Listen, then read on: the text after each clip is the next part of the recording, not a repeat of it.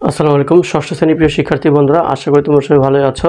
আজকে আমি তোমাদের সপ্তম অধ্যায় অর্থাৎ বীজগণিতিক রাশির জগৎ এই অধ্যায়টির পৃষ্ঠা নম্বর হচ্ছে 157 পৃষ্ঠার যে একক কাজ আছে অর্থাৎ একটি ছক আছে তোমরা দেখতে পাবে, সেখানে সেই ছকটি আমরা পূরণ করব। তো এখানে যেটা বলা হয়েছে তোমরা জানো যে আমাদের ছকটি পূরণ করতে হবে এবং আমাদের এখানে যে বর্ণনা আছে, হ্যাঁ, এখানে আমাদের ছকের মধ্যে দেখো প্রথম যে ঘরটা সেটা হচ্ছে ক্রমিক নম্বর, দ্বিতীয় ঘর হচ্ছে বর্ণনা আছে এবং তৃতীয় ঘরে এই বর্ণনা অনুসারে একটি চলক ধরা হয়েছে এবং আমাদের কাজ হচ্ছে চতুর্থ ঘরে। এখানে আমাদের কাজ করতে হবে, কাজটা হচ্ছে গাণিতিক রাশির মাধ্যমে আমরা প্রকাশ করব এখানে যে কথাগুলো বলা হয়েছে। চলো 1 নম্বর অঙ্কটি করি। এখানে বলা হয়েছে যে মিতার চেয়ে ঐশীর 5টি চকলেট বেশি আছে। আমাদের চলক দিয়ে দেওয়া হয়েছে। কি চলক দেওয়া হয়েছে দেখো, মনে করো মিতার একটি চলক আছে, এখানে কে কে আছে, এখানে মিতা আছে, ঐশী আছে, তার মধ্যে মিতাকে চলক ধরা হয়েছে। ঠিক আছে, মনে করো মিতার এক্সটি চকলেট আছে আর এক্সই হচ্ছে চলক। আচ্ছা, আমাদের তাহলে কি করতে হবে, মিতার যেহেতু আমাদের চলক দেওয়া আছে তাহলে আমাদের ঐশীর চকলেট কত আছে সেটা আমাদের দেখাতে হবে। ঠিক আছে, তাহলে মিতার চেয়ে ঐশীর এতটি চকলেট বেশি আছে ঐশীর, তাহলে মিতার তো আমরা এক্স আমাদের ধরেই দেওয়া হয়েছে, তাহলে আমরা লিখবো অতএব ঐশীর চকলেট আছে। আমরা কি লিখবো, অতএব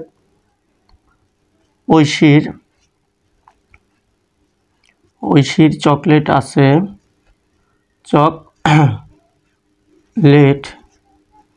আছে, ঐশীর চকলেট আছে। কত হবে ঐশীর চকলেট, মিতার চেয়ে ঐশীর 5টি চকলেট বেশি আছে, মিতার চেয়ে বেশি আছে 5টি। মিতার কি আছে, মিতার হচ্ছে এক্স, এই যে এক্স ধরা হয়েছে, তাহলে মিতার চেয়ে, তাহলে এক্সের চেয়ে 5টি বেশি আছে, তাহলে এক্স 5টি যেহেতু বেশি তাহলে আমাদের 5 যোগ করে দিতে হবে। ঠিক আছে, তাহলে ঐশীর চকলেট আছে এক্স প্লাস 5। এই কিন্তু আমাদের বীজগাণিতিক রাশির মাধ্যমে প্রকাশ হয়ে গেল, কারণ এখানে কিন্তু এই যে এক্স এটা হচ্ছে চলক, আর চলক থাকলে সেটা হচ্ছে বীজগাণিতিক রাশি। চলো 2 নম্বর করি। 2 নম্বর হচ্ছে বিনয় মানিকের চেয়ে 11 বছরের ছোট। তো আমাদের চলক দেওয়া আছে যে মনে করো মানিকের বয়স এক্স বছর, মানিকের বয়স আমাদের চলক দেওয়া আছে, তাহলে বিনয়ের বয়সটা আমাদের লিখতে হবে। তাহলে আমরা লিখবো অতএব বিনয়ের বয়স, অতএব বিনয়ের বয়স কত হবে, বিনয় মানিকের চেয়ে 11 বছরের ছোট, তাহলে বিনয়ের বয়সটা হবে মানিকের চেয়ে 11 বছরের ছোট। মানিকের কত, মানিকের হচ্ছে এই যে এক্স, তাহলে এক্স লিখলাম। মানিকের চেয়ে মানে এক্সের চেয়ে 11 বছরের ছোট, যেহেতু ছোট তাহলে আমাদের বিয়োগ করে দিতে হবে। কত ছোট, 11 বছর, তাহলে 11 বিয়োগ। এটাই হয়ে গেল আমাদের বীজগাণিতিক রাশির মাধ্যমে প্রকাশ। এরপরে 3 নম্বর দেখো, রিফার কাছে কাজলের টাকার দ্বিগুণ অপেক্ষা 15 টাকা বেশি আছে। ঠিক আছে, আমাদের চলক কী দেওয়া আছে, মনে করো কাজলের ওয়াই টাকা আছে। কাজল কই, এই যে কাজল, এখানে কে কে আছে, এখানে আছে রিফা আছে আর কাজল, এই দুজনই আছে। তাহলে কাজলের ওয়াই টাকা আমাদের দিয়ে দেওয়া হয়েছে, তাহলে রিফার টাকাটা আমাদের বের করতে হবে। ঠিক আছে, তাহলে আমরা লিখব অতএব রিফার টাকা আছে, রিফার টাকা আছে, রিফার টাকা আছে, রিফার কত টাকা আছে, রিফার কাছে কাজলের টাকার দ্বিগুণ অপেক্ষা, মানে কাজলের টাকার, কাজলের কত টাকা, কাজলের ওয়াই টাকা, ওয়াই লিখলাম। কাজলের টাকার, কাজলের টাকার দ্বিগুণ, তাহলে কাজলের টাকার সাথে আমাদের 2 গুণ করে দিতে হবে, ওয়াই এর সাথে আমরা 2 গুণ করে দিলাম। আচ্ছা, দ্বিগুণ অপেক্ষা মানে দ্বিগুণ থেকে 15 টাকা বেশি, দ্বিগুণ তো আমরা পেয়েছি, তার থেকে আরও 15 টাকা বেশি হলে আমরা যোগ করে দিতে হবে, 15 যোগ করে দিতে হবে। যেহেতু 15 টাকা বেশি তাহলে আমরা 15 যোগ করে দিলাম। তাহলে এটা যদি আমি হিসাব করি, ওয়াই আর 2 গুণ করলে হচ্ছে 2y, আর এরপরে আছে যোগ 15, এই হয়ে গেল আমাদের এখানে। তাহলে রিফার টাকা আছে এত টাকা, তাহলে এটা আমরা বীজগাণিতিক রাশির মাধ্যমে প্রকাশ করলাম, এটাই হচ্ছে আমাদের অ্যান্সার। এরপরে 3 পর্যন্ত হচ্ছে, এরপরের অঙ্কগুলো আমরা করব 4, 5। পরবর্তী 4 নম্বর অঙ্কে আমরা চলে যাই। তো এখানে বলা হয়েছে যে 4 বছর পর বিকাশের বয়স, চলক দেওয়া আছে, মনে করো বিকাশের বর্তমান বয়স এক্স বছর, তাহলে বর্তমান বয়স এক বছর দেওয়া আছে, তাহলে 4 বছর পর বিকাশের বয়স কত কি হবে, আমরা এখানে লিখতে পারি অতএব 4 বছর পর বিকাশের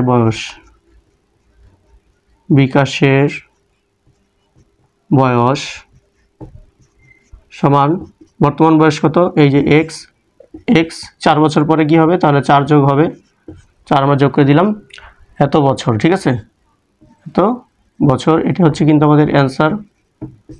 5 নম্বর, 7 বছর পূর্বে লামিয়ার বয়স আমাদের চলক দেওয়া হয়েছে যে মনে করো লামিয়ার বর্তমান বয়স 22 বছর, ঠিক আছে। বর্তমান বয়স দেওয়া আছে, তাহলে 7 বছর পূর্বে চলে যেতে হবে আমাদের। অতএব 7 বছর পূর্বে লামিয়ার বয়স, অতএব 7 বছর পূর্বে লামিয়ার বয়স, লামিয়ার বয়স 7 বছর পূর্বে, বর্তমানে কত ওয়াই, 7 বছর পূর্বে, তার মানে আগে আমাদের বিয়োগ করে দিতে হবে 7, যেহেতু 7 বছর পূর্বে আগে, তাহলে 7 আমাদের বিয়োগ করে দিতে হবে। তাহলে এত বছর, 7 বছর পূর্বে লামিয়ার বয়স এত বছর, এটাই অ্যান্সার। পরেরটা চলে যাও 6 নম্বর। শিহাবের গণিতে প্রাপ্ত নম্বর মতিনের প্রাপ্ত নম্বরের অর্ধেক থেকে 3 বেশি। আমাদের চলক দেওয়া আছে, মনে করো মতিনের প্রাপ্ত নম্বর এক্স, মতিনের এক্স দেওয়া আছে, তাহলে শিহাবের কত হবে? শিহাবের গণিতে প্রাপ্ত নম্বর কী হবে? তাহলে আমরা লিখব অতএব শিহাবের প্রাপ্ত নম্বর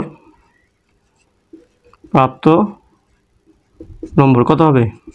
শিহাবের প্রাপ্ত নম্বর মতিনের প্রাপ্ত নম্বর এক্স, লিখলাম এক্স, প্রাপ্ত নম্বরের অর্ধেক, তাহলে 2 দিয়ে ভাগ করে দাও। মতিনের প্রাপ্ত নম্বর এক্সকে 2 দিয়ে ভাগ করে দিলাম। অর্ধেক থেকে 3 বেশি, তাহলে 3 যোগ করে দাও, এই হয়ে গেল, এটাই অ্যান্সার। পরবর্তী অঙ্ক হচ্ছে 7 নম্বর অঙ্ক। এখানে বলা হচ্ছে একটি আয়তাকৃতি বাগানের দৈর্ঘ্য প্রস্থের দ্বিগুণ হলে পরিসীমা কত? ঠিক আছে। আচ্ছা, তাহলে পরিসীমা জানতে গেলে আমাদের দৈর্ঘ্য প্রস্থ সবই জানতে হবে, কারণ পরিসীমা মানে হচ্ছে আয়তাকার বাগানের পরিসীমা মানে হচ্ছে 4 বাহুর যোগফল, আর 4টা বাহু বের করতে গেলে আমাদের দৈর্ঘ্য এবং প্রস্থ সবই জানতে হবে। তো আমাদের প্রস্থ কিন্তু চলক হিসেবে প্রস্থ দেওয়া আছে, মনে করো বাগানটির প্রস্থ ওয়াই, তাহলে প্রস্থ আমরা পেয়ে গেলাম ওয়াই, আমাদের দৈর্ঘ্যটা এখন বের করতে হবে, ঠিক আছে। তাহলে আমরা লিখব যে অতএব দৈর্ঘ্যটা আমরা কীভাবে বার করতে পারি? দেখো, শর্ত মতে আমাদের কী দেওয়া আছে? একটি আয়তাকার বাগানের দৈর্ঘ্য প্রস্থের দ্বিগুণ, তাহলে প্রস্থ তো আমাদের ওয়াই দেওয়াই আছে, এই যে ওয়াই, তাহলে প্রস্থ ওয়াই লিখলাম। দৈর্ঘ্যটা হবে কি? প্রস্থের দ্বিগুণ, মানে 2 গুণ করতে হবে, তাহলে ওয়াইয়ের সাথে 2 গুণ করলে 2y, ঠিক আছে। ওয়াইয়ের সাথে 2 গুণ করলে 2y, তাহলে প্রস্থ যদি ওয়াই হয় দৈর্ঘ্য হবে 2y, দ্বিগুণ প্রস্থ হবে, দৈর্ঘ্য হবে 2y। আচ্ছা, তাহলে এবার আমরা পরিসীমা নির্ণয় করব, খুব সহজ। অতএব পরিসীমা কি হবে? আয়তাকার বাগানের 4 বাহুর যোগফল। আয়তাকার বাগানের 4 বাহু কি? 2টা থাকবে দৈর্ঘ্য আর 2টা থাকবে প্রস্থ। দৈর্ঘ্য 2টা সমান হবে আর প্রস্থ 2টা সমান হবে, এটা আমরা জানি, তাই না? তাহলে সেখানে 2টা দৈর্ঘ্য, এখানে 2y, দৈর্ঘ্য মান হচ্ছে 2y, তাহলে 2টা দৈর্ঘ্য আমরা 2y যোগ করে দিই 2 বার, 2y যোগ 2y, ঠিক আছে। আর 4টা বাহুর মধ্যে 2টা হচ্ছে দৈর্ঘ্য, 2টা দৈর্ঘ্য আমরা যোগ করে দিলাম, আর রয়েছে বাকি 2টা, সে 2টা কি? সে 2টা হচ্ছে প্রস্থ। কি? প্রস্থ হচ্ছে y, তাহলে প্রস্থ কয়টা? প্রস্থ হচ্ছে 2টা, তাহলে y আমাদের 2 বার যোগ করতে হবে। এখানে আমরা যোগ y দিয়ে দিলাম, আবারও যোগ y দিয়ে দিলাম, ঠিক আছে। তাহলে আমরা এখন যোগ বিয়োগ করলে আমরা পরিসীমা পেয়ে যাব 2y 2টা y, তাহলে হচ্ছে 4টা y, আর এখানে একটা y যোগ করলে হচ্ছে 2টা y, তাহলে এখানে পেলাম 4টা y, এখানে পেলাম 2টা y, 4টা 2টা মানে 6টা y, আমরা পেলাম 6টা y। তাহলে এটাই কিন্তু আমাদের পরিসীমা, 6টা y অর্থাৎ 6y, ঠিক আছে। এরপরটা দেখো 8 নম্বর।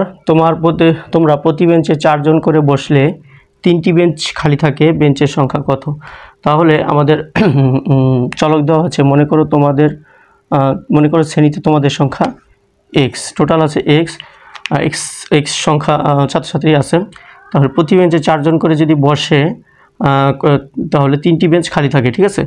আচ্ছা, ছাত্র সংখ্যা এত, 4 জন করে যদি বসে তাহলে আমাদের বেঞ্চ সংখ্যা কত হবে? এটা করি, বেঞ্চের সংখ্যা কত? তাহলে এখানে লিখব অতএব বেঞ্চের সংখ্যা, টোটাল ছাত্রছাত্রী কত? টোটাল হচ্ছে x, লিখলাম x, মানে ছাত্রছাত্রীর সংখ্যা x, প্রতি বেঞ্চে কয়জন বসে? প্রতি বেঞ্চে বসে 4 জন, তাহলে 4 দিয়ে ভাগ করলে আমরা বেঞ্চের সংখ্যা পেয়ে যাব। আর 4 জন করে বসার পরেও আমাদের অতিরিক্ত আরও 3টি বেঞ্চ খালি থাকে, তাহলে অতিরিক্ত 3টি আমরা এখানে যোগ করে দিব, তাহলে আমাদের হয়ে গেল বেঞ্চের সংখ্যা, ঠিক আছে, এতটি। পরের অঙ্কে যাও, এটা হচ্ছে 8, এরপর হচ্ছে 9। প্রতি বেঞ্চে 3 জন করে বসলে 6 জনকে দাঁড়িয়ে থাকতে হয়, সেক্ষেত্রে তোমাদের শ্রেণীর বেঞ্চের সংখ্যা কত, তাহলে লিখবো আমার বেঞ্চের সংখ্যা, এখানেও চাইছি বেঞ্চের সংখ্যা, বেঞ্চের সংখ্যা কত, তাহলে আমরা লিখবো অতএব বেঞ্চের সংখ্যা, অতএব বেঞ্চের সংখ্যা কত হবে, ছাত্রছাত্রী টোটাল কত আছে, টোটাল আছে এক্স। আচ্ছা, তাহলে প্রতি বেঞ্চে 3 জন করে বসলে 6 জনকে দাঁড়িয়ে থাকতে হয়, 6 জনকে দাঁড়িয়ে থাকতে হবে। তাহলে টোটাল সংখ্যা থেকে আমরা এই 6টা বিয়োগ করে দিব, তাহলে টোটাল সংখ্যা এক্স, এক্স থেকে আমরা 6টা বিয়োগ করে দিলাম। 6 জন, যে 6 জন দাঁড়িয়ে থাকে, যে 6 জন সিট পায় না দাঁড়িয়ে থাকে তাদেরকে আমরা বাদ দিয়ে দিলাম। এখন যে সংখ্যাটা আছে সে সংখ্যা, যে সংখ্যাটা আছে 6 বিয়োগ করার পর যে সংখ্যাটা আছে সবাই বসতে পারে, সবাই বেঞ্চে বসে, তাহলে সেই সংখ্যাকে আমরা ভাগ দিয়ে দেবো কি দ্বারা, প্রতি বেঞ্চে কয়জন করে বসে, 3 জন করে বসে, তাহলে 3 দিয়ে ভাগ করে দিলে আমরা বেঞ্চের সংখ্যা এখন পেয়ে যাব এতটি। ঠিক আছে, এরপরে আমরা পরে আর 2টা অঙ্ক আছে সেটা করব। আমরা পরবর্তী 10 নম্বর অঙ্কে চলে যাই। আর 2টা অঙ্ক আছে। প্রিয় শিক্ষার্থী বন্ধুরা, তোমরা যারা নতুন আমার চ্যানেলটি এখনও সাবস্ক্রাইব করো নাই তারা অবশ্যই চ্যানেলটি সাবস্ক্রাইব করে রাখবে। তো আমরা চলে 10 নম্বর অঙ্কে যেটা বলা হয়েছে, দেখো এখানে বলা হয়েছে যে রহিম সাহেব তার সঞ্চিত টাকা থেকে তার বন্ধুকে পারে, এখানে চলক কি হতে পারে, রহিম সাহেব তার সঞ্চিত টাকা থেকে তার বন্ধুকে 500 টাকা দিলেন। তাহলে আমরা লিখতে পারি যে রহিম সাহেবের